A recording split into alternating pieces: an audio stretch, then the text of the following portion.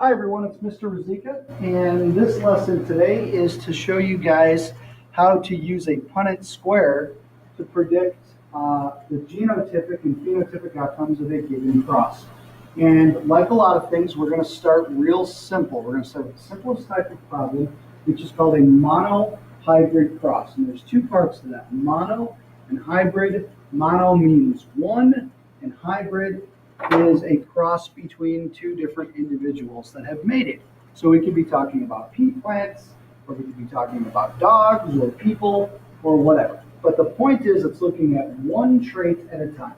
When we get to more complex examples, we will talk about dihybrid problems and problems that don't always follow these simple rules. But basically, when we're using Punnett squares, there's a couple simple rules that I ask students to follow. And if you follow these rules, I think you're going to find that you're very successful in completing these problems. So let's get to it. The 4 steps. Step 1 is we need to choose a letter that we're going to use to represent the different alleles. Now, the type of problem we're going to start with, again, is the simplest. It's one where the alleles display what we call complete dominance. That means there's 2 different versions of the allele, and one of them is completely dominant over the other. So usually what we do is we pick a letter, and we use the capital and the lowercase version. And how do we choose the letter? We usually go with the dominant characteristic. So for example, if you had plants that were either tall or short, and if tall was dominant, we pick T for tall. And we use capital T for tall and lowercase t for short. Okay, some people ask me, why wouldn't you use big T for tall, little s for short? We'll get to that later, but there is a good reason, all right? So we'll pick a letter, and we'll base that off of whatever the dominant characteristic is. Step 2, we need to determine the parental genotypes. That's like reading a word problem in math, and just basically reading the information to figure out what do our 2 parents have to give. Step 3 is where we're going to use the Punnett square, and we're going to determine what we call the F1 possibilities. F1 is just a fancy word that says what are the possible offspring these 2 parents could produce.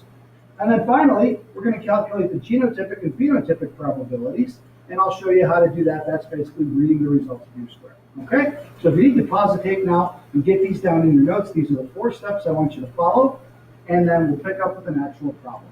Okay? Here we go. So here's our first problem. We're looking at the color of the flowers being either purple or white. And in this problem, it says that purple is dominant to white. So the first thing I'm going to do is pick my letter.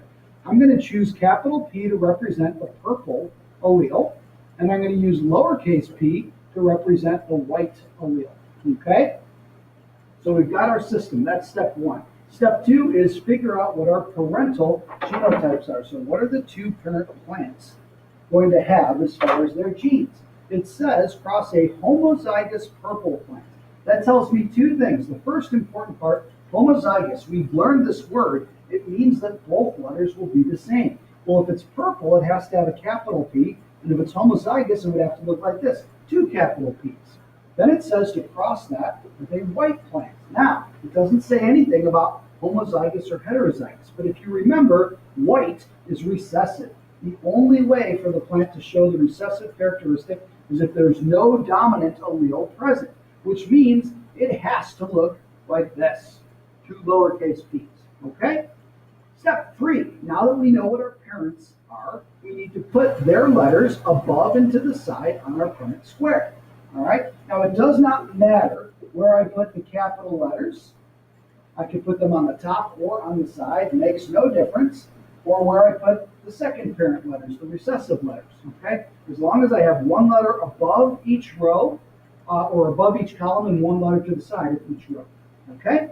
Now is where we fill in the boxes. And basically what we're going to do is we're going to drop 1 letter down and pull the letter over to the side, and that combination will be capital P, lowercase p. Now when you have 2 different letters, a capital and lowercase, the custom is to always put the capital one first. So we drop this one down, pull that one over, and we have capital P, lowercase p. Same thing here. We drop this guy down, pull this one over, capital P, lowercase p, and finally the last box, drop this guy down, pull this guy over, and we got capital P, lowercase p. Okay? Now, reporting what we have in the boxes. So on the outside of the boxes, these are the parent genes of what each could contribute, because they're going to give one or the other. What's on the inside is what possible offspring they could produce. And we're going to record that in two ways. The first way is called the genotypic ratio. In other words, what are the possible genotypes that these two parents could produce? Well, if you look at the first box, we've got big P, little p. You look at the second box, we've got big P, little p. The third box, big P, little p. The fourth box, big P, little p. They're all the same. So what we want to do is just record that as a fraction, 4/4, or you could say 100% of the offspring will have this genotype, big P, little p. Okay?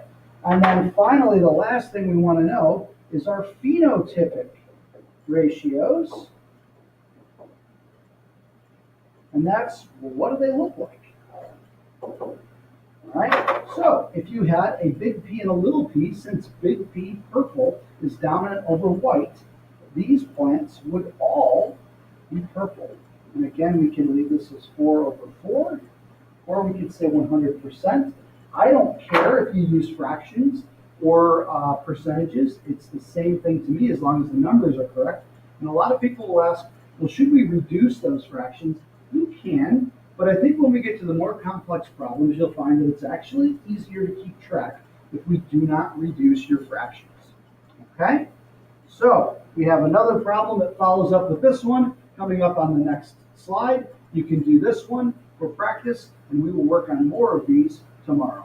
Thanks, everyone. I hope that helps.